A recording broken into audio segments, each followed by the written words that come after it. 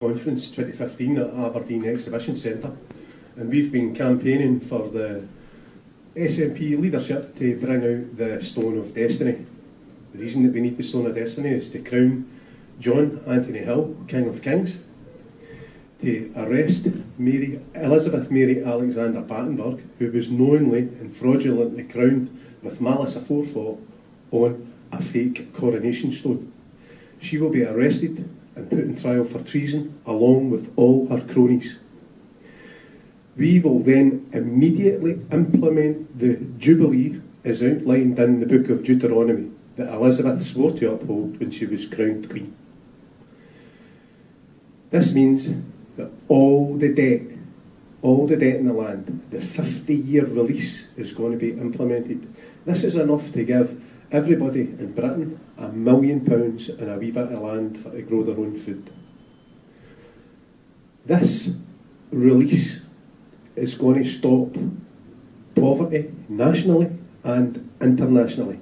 Scotland will awake the world when this stone is brought out, and we will have true independence. The stone will then be removed to the Hill of Tara in Ireland, where the Ark of the Covenant is, and the Lord Jesus Christ on his second coming, who is John Anthony Hill, who has the pen name Muad'Dib, which is Arabic for teacher of righteousness, will open the Ark of the Covenant and prove beyond doubt that he is who he says he is by bringing out the law, the statutes and the judgments that's in the Ark of the Covenant.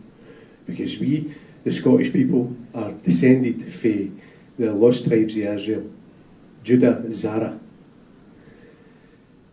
We will then stop World War III. And this World War III that they're pushing in Syria at the moment is where Britain and America are going to be defeated. So we can stop it if we bring out the Stone of Destiny. So we've had a very, very successful campaign at the SNP conference this year. We've gave support to the Palestinians. We've also interviewed Alex Salmond again, and we've got another very, very prominent lead in our Stone search. We've got a very, very positive lead, and we're certainly going to be following that through. So I'd like to take all our supporters in the SNP supporting our campaign for the Stone of Destiny to say thanks very much for all the help and your hospitality as well. I think that it's been very good the way that the SNP members have looked after us again this year, and we certainly don't get the same reception in other political groupings. I'd also like to thank the Friends of Muad'Dib, who have given us stalwart, steadfast support during the course of our campaign for the search for the Stone of Destiny. Thanks very much. Thank you. Remember, we don't give off in here the same way. You want to stay. It was in Perth somewhere. Right, okay, I'll send you a text. All we want to know is where the war is. Where's the war? The war. No, where's the war? Where's the war? Did I say that? You really did. You really did. Nice to see you.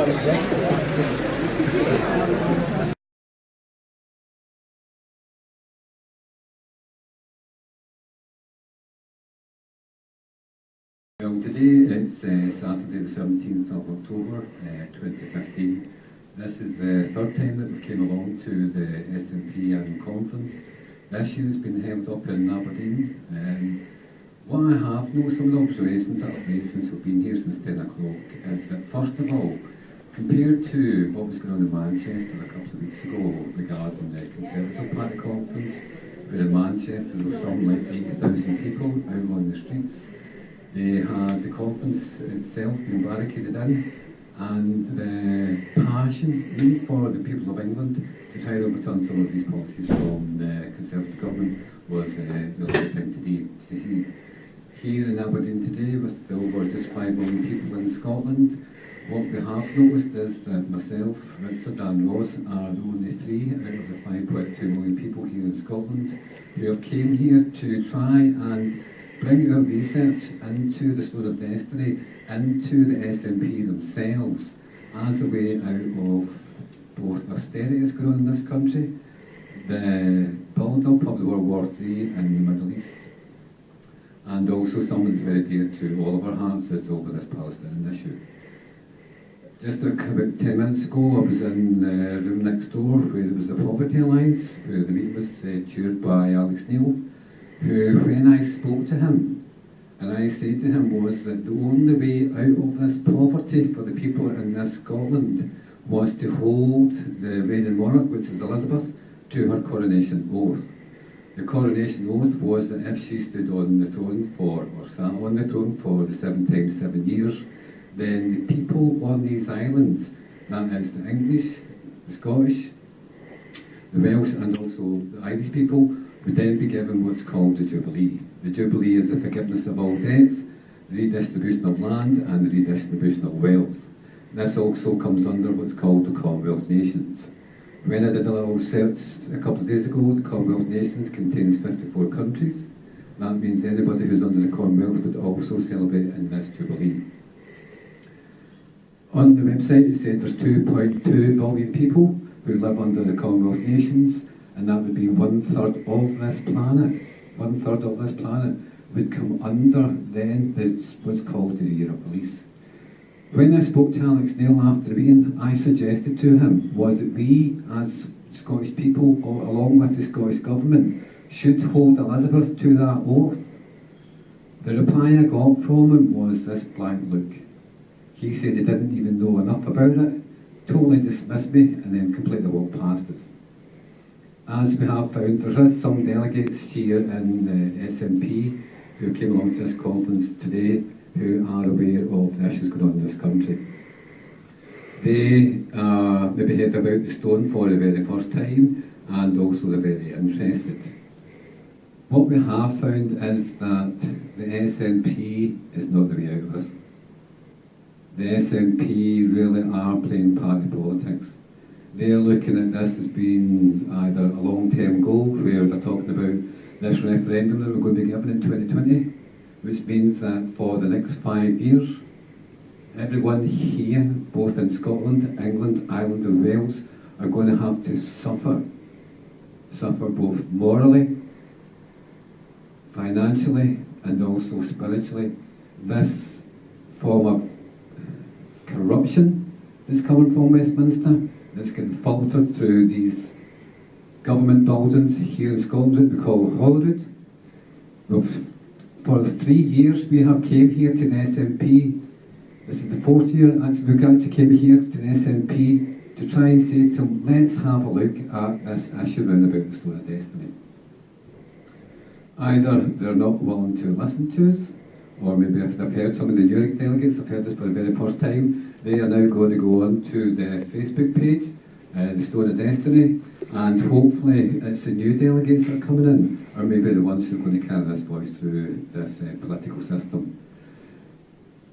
I feel very disappointed today with the response we've had from the SNP. Well, we have had a very good positive lead though with regards to the whereabouts of the stone. Yeah.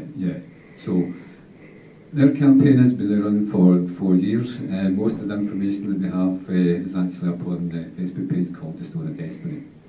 So what I've learned from today is that if everybody who's watching this video, including the 5.2 million people here in Scotland, are going to sit back and wait in a political solution to this, then we're going to have to sit and wait for a very long time.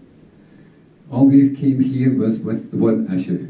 The one issue was, where is the Stone of Destiny? That's all we've asked. We've just kept it simple. We've tried to explain the significance of this stone, and all I would like to do is ask anybody who's watching this video to then carry that one message.